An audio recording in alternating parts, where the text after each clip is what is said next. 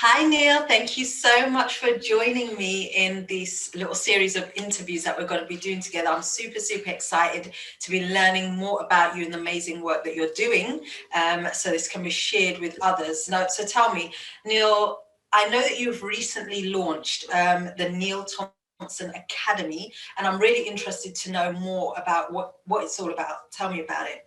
Yeah, okay. Well, it was actually an idea that was suggested to me some years ago. But at that time, I was rushed off my feet, keeping all sorts of plates spinning and didn't have the chance to do anything about it. And the basic idea was that an academy is a place of learning. And the person I was speaking to at that time some years ago was saying that basically this is a feature of my work, whatever I'm doing. So if I'm providing training or e-learning, that's all about learning. When I'm doing consultancy work, it's about learning. It's about helping organizations, management teams, etc., to learn. And when I'm writing, of course, I'm writing to help people learn. So it was suggested to me it would be a good idea to actually sort of consolidate all that into one particular place, and to use this term academy to make it clear that where I'm coming from is helping people to learn. And so that's how it came about. I'm not quite ready to, retire and hang up my boots, as it were. But I recognize, I have been around for a long time, over 40 years. So I'm at the tail end of my career, and I want to use my remaining time in the workplace to help people learn as much as I can. That's what gives me a lot of job satisfaction. It's been good to see the difference I've been able to help people make over the years. And so, as I say, the idea of the academy is to just consolidate that in one place, that people know where to go to find out about how I can help them learn. So that's it. That's amazing. I love the fact when you say you're not ready to hang up your boots, because the reality, the profession still needs you. You've got a vast amount of experience, not just, in the field of social work, frontline and authoring and lecturing, but even as an independent like myself. And so that is super exciting that you're still ready and rearing to go and have so much to offer. So tell me a bit about, how do you think your academy will help people, the people that you're actually trying to support? Right. Okay. Well, it's in different ways. There are different elements to it.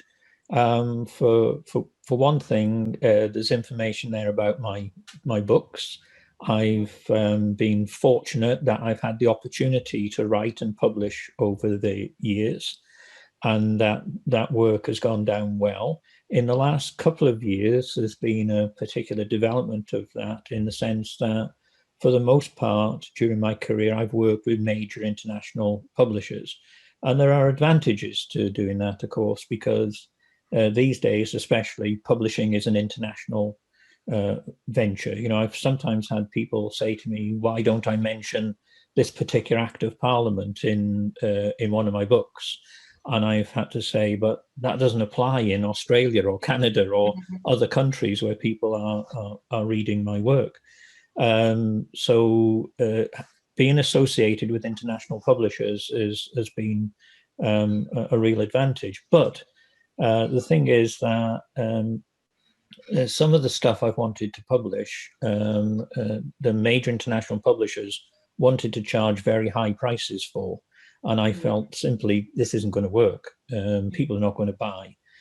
So, for example, it's just coming up to 2 years ago now, I published a book called The Social Worker's Practice Manual. And it's, as the name implies, it's a practice manual. It's not intended to be the sort of textbook that students quote in essays, although I am aware that a lot of students have been quoting it in their essays. That's not what it was intended for. It's intended as a practice guide, sort of get down to the nuts and bolts, as it were, of practice. And that's over 300 pages long. It's got illustrations in it and so on and so forth, photographs. And I spoke to somebody from a major international publisher, and they wanted to charge $39.99 for that. And I said, people won't buy it at that price. It's, even though it's going to be a valuable resource, that's going to be too expensive. And they said that's the lowest price we could offer it for. So I actually investigated the possibility of publishing it ourselves, and that's what we did. And we were able to publish it for $24.99, which is significantly lower. And as the sales figures indicate, that is a price people can afford, because we've sold quite a lot of them. And what that does, of course, is gives me an income, which then enables me to spend time writing more stuff that people find helpful. So now, since that first book, there's been a series of other books that we've published ourselves, and that way been able to keep the price down and have more control over the content as well. So that's the first thing, is the books. I've also, in recent years, produced over 30 e-learning courses, and those are very well received. We get a lot of positive feedback, people finding them helpful, particularly in this day and age. For example, with all the pressure around the course I did on time and workload management, and people seem to be lapping that up.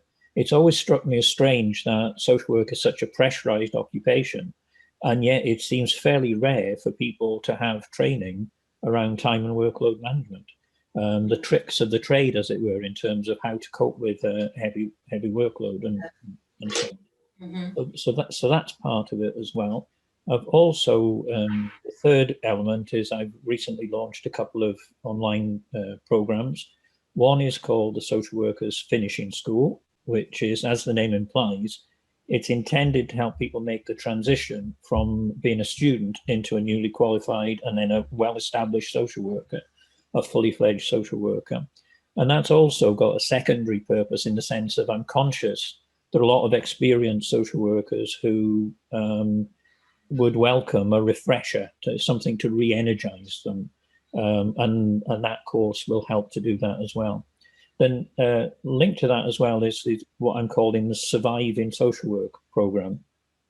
I'm conscious that with all the pressures on people in this day and age, it's no shame to be finding life difficult. It's no shame to be struggling.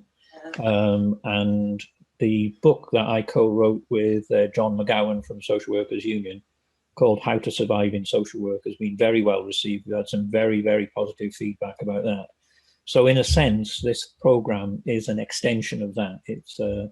It goes into more detail. There's some sort of personal input from myself around what we're trying to focus on is going from surviving to thriving.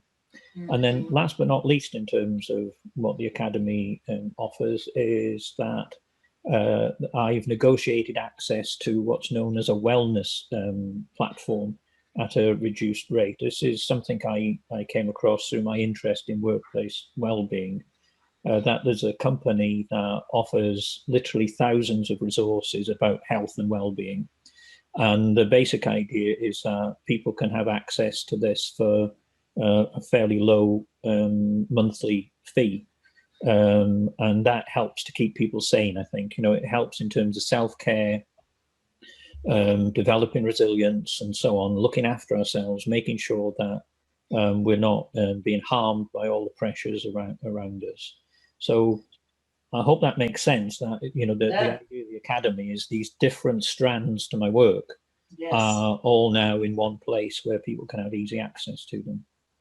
And that's excellent, because I think that's all part of the journey for those that are on the receiving end of your services. Is taking them through, you'll hear me say it all the time, a journey of transformation. And so it sounds as though it's really compartmentalized, and they'll be able to tap into the various things that you have to offer based on where they're at, which is going to be amazing for them. So you mentioned e-learning, and I think people are saying that e-learning is certainly the future. And I think we're seeing that all the more given the climate that we're in. We're doing things so much more online in ways, we're doing things things online that we never thought we'd do. We were attending conferences, we're attending parties, funerals, weddings, all sorts of things, you know, and I think learning is definitely something that we're going to be doing far more of. Or do you think this is really the case? Do you think e-learning is the future? I think so, yeah. It's been different in different places. I'm aware that some organizations got into online e-learning at an early stage. Some people are only just beginning to consider it as a result of pandemic-related restrictions. I'm a firm believer in the importance of what's known as blended learning. I think where a lot of e-learning has gone wrong is that a lot of people saw it as a bandwagon to be jumped on. So they thought, oh, this is great. I've been running training courses now. I just put my training materials online and hey presto, I've got e-learning. And of course, it doesn't work that way. You know, e-learning is a different animal, as it were, from face-to-face training.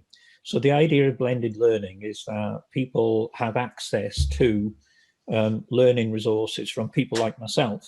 So if they want to learn about a particular topic, say risk assessment and management in social work, for example, then they can watch videos online, hearing me talking about my views on that, my understanding, the equivalent of my making a PowerPoint presentation at a course. But I think that needs to be followed up with discussion in the workplace. So the idea of blended learning is you blend online materials from somebody with expertise in that particular topic to then live discussions in the workplace when circumstances allow for that. So what I see is the role of the training officer, the staff development officer, the workforce development officer, they're called different things in different organizations. I see their role as now changing and becoming more of that facilitator of discussion in the workplace. So what I'm seeing a lot more of is people approaching me and saying, can we use your online video materials to show our staff? And then we will hold seminars, for example, in the workplace to discuss those issues. And then if anything comes up that we're not sure of, is it okay if we contact you and that sort of thing? So that's what I mean by blended learning. I think if people just take ordinary training and put it online and think that's e-learning, that's a big mistake. Does that make sense? Do you see I love that? Yeah, that is absolutely great. And I think there's the practical element, because I think learning is very multidimensional, and so you're learning online, but if you're not understand the principles and nuances of how to actually apply it in real life, then what's the point? And I think it being a collective discussion that they're able to have and apply is going to be very fruitful, and that's going to be important for the sustainability, the health of the workers, and how they're able to deliver and meet the needs of the service users. So it sounds amazing. It's really good. Really good. So I'm intrigued to know more about the health and well-being portal that you mentioned. So can you tell me some more about that? I'd love to know. Yeah. I mean, where the idea came from originally is that there is this great emphasis in the world of work these days on health and well-being. And a lot of organizations are taking a very simplistic approach to that.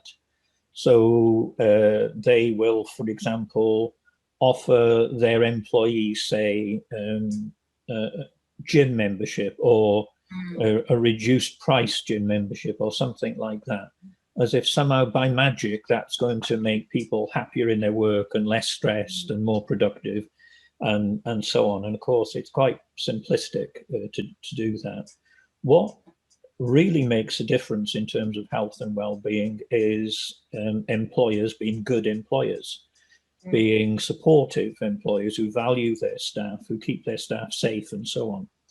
And one of the ways of doing that is providing them with the sort of resources that this wellness platform, as it's known, the sort of resources that provides. So information about health conditions, for example. If somebody has asthma, if somebody has diabetes or whatever, then there is lots and lots of useful information there, guidance on how to manage their condition and so on. But it isn't just about people with health conditions like that. There's stuff about healthy eating, about exercise, healthy lifestyles, and so on. There's stuff about avoiding stress, coping with pressures, all sorts of things like that. And there is also lots of stuff about the sort of healthy living, not just in the sort of the narrow sense of diet and exercise, but also in terms of managing life challenges in a sense. For example, there's a new element just about to be introduced to the program about dealing with grief, a program called A Journey Through Grief. Stuff like that, that's really helpful.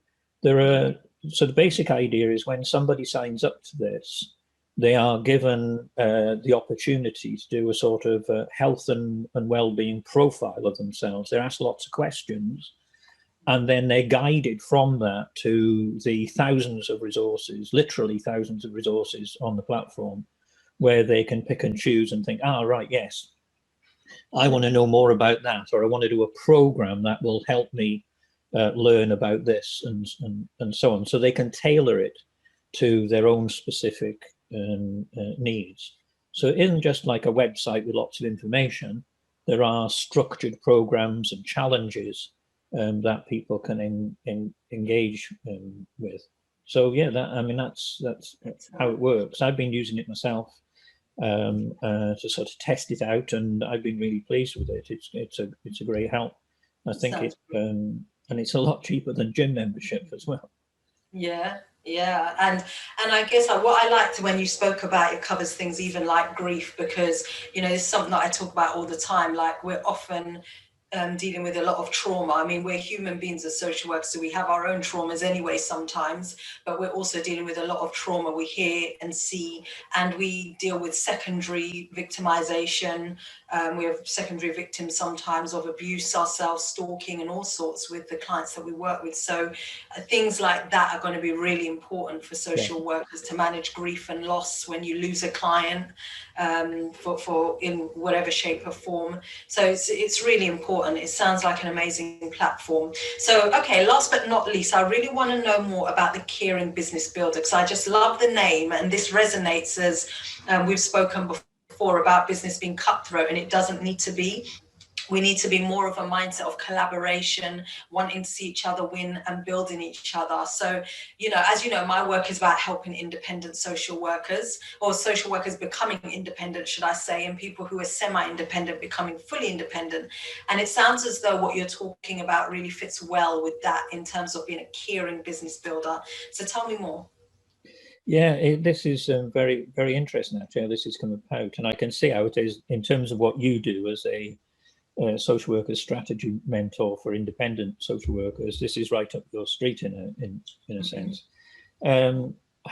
I've got a friend who's got a background in marketing and web design, and I over the last couple of years I've had some interesting discussions with him about how independent caring professionals, not just social workers, but others like counsellors, therapists of various kinds, often have this stumbling block in terms of marketing themselves and their services. If you have got a background in the caring professions, then the likelihood is that you will struggle to sell yourself.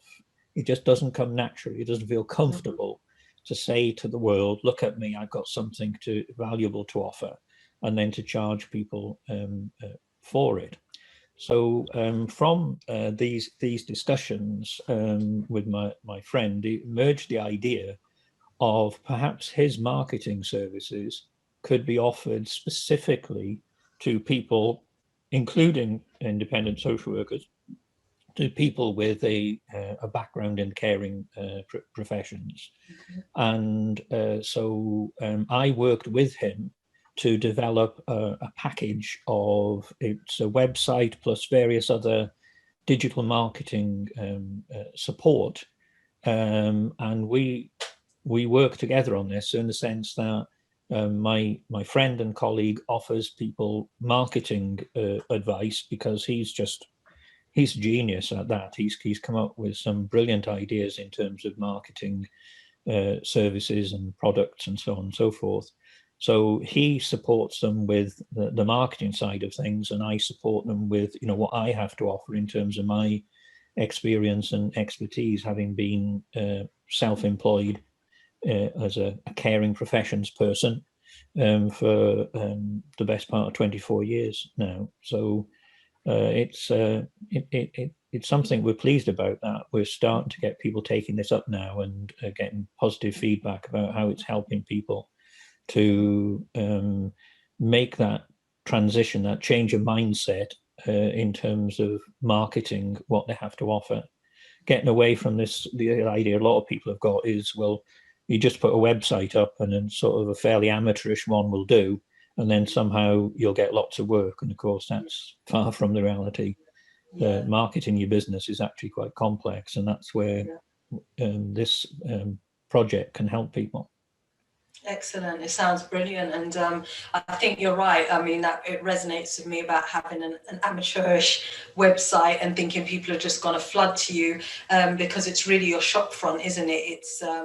It tells people immediately who you are, and the quality of a website can reflect the quality of the work, is what people, put the two together. And so that's really important. And I love the idea of the collaboration.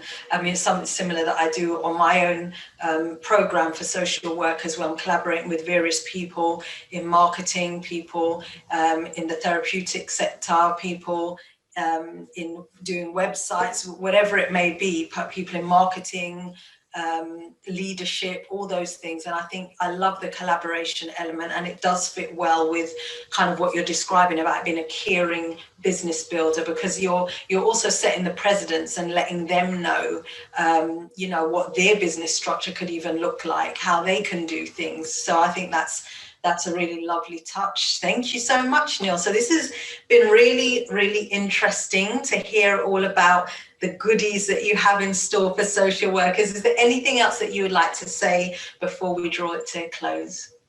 Well, just to say that the Academy offers free membership. It's not the sort of academy where you have to pay a big annual fee or anything. It's a free service. People who sign up get access to a range of learning resources that they might find useful. I'm sure they will, actually. And we'll be adding to those resources as time goes by. So in terms of their own personal and professional development, there's a lot on offer there. So it's just a case of going to the Academy website, which is just www.neilthompson.info, and signing up to get access to the free resources and get an occasional email update from us. Yeah. So it's well worth doing. Just that, and thank you for your time, and I've enjoyed our chat. Yes, I've enjoyed it too. Looking forward to the next one. Thank you, Neil. Yeah, cheers, Nicole. Thanks.